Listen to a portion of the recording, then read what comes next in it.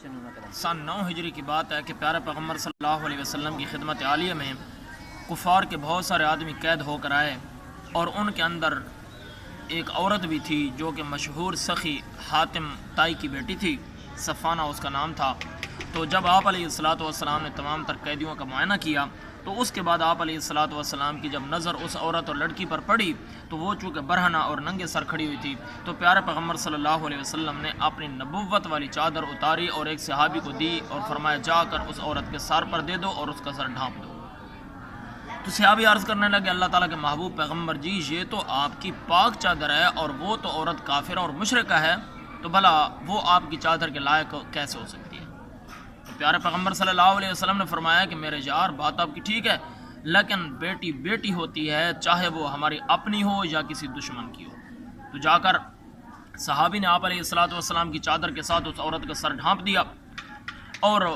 پھر آپ علیہ السلام نے جب اس سے ذاتی حالات کے متعلق پوچھا تو وہ عورت کہنے لگی کہ اللہ تعالیٰ کے پیغمبر جی، میں مشہور سخی حاتم تائی کی بیٹی ہوں اور میرا والد تو فوت ہو چکا ہے، لیکن جو میرا بھائی تھا، میرا رکھوالا تھا، وہ مجھے چھوڑ کر بھاگ گیا ہے۔ اب میں تمہارے جو صحابہ ہے ان کے ہاتھ چڑھ گئی ہوں، میں گرفتار ہو کر آ گئی ہوں، تو اس لیے میرے اوپر احسان کیجیے، مجھے رہا کر دیجیے۔ تو آپ علیہ السلام نے اس کو بہت ساری چیزیں دے کر کچھ کپڑوں کے جوڑے وغیرہ وغیرہ اس کو رہا کر دیا، اور آپ علیہ السلام نے اپنے چند جانثار بھی ان کے ساتھ بھیجے کہ جا کر پوری حفاظت کے ساتھ اس عورت کو اس کے اپنے گھر تک پہنچا کر آ جاؤ۔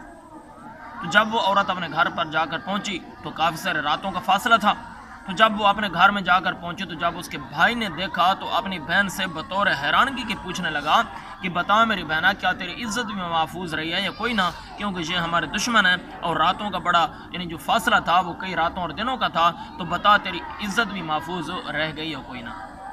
تو اس عورت صفانہ نے بڑے ہی حکیمانہ اور بڑا زبردست قسم کا جواب دیا، وہ کہنے لگی کہ میرے بھائی، میری عزت اتنی تیری حویلی اور چار دیواری کے اندر محفوظ نہیں جتنی میری عزت محمد کے غلاموں محفوظ رہی ہے۔ سبحان اللہ۔ آپ علیہ السلام کے جو صحابہ تھے،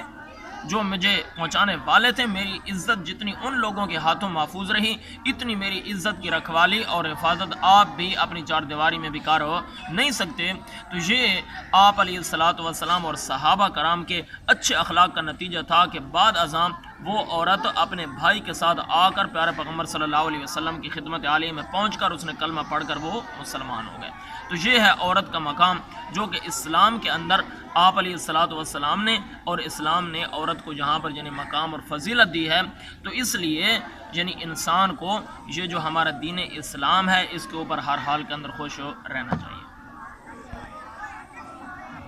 بس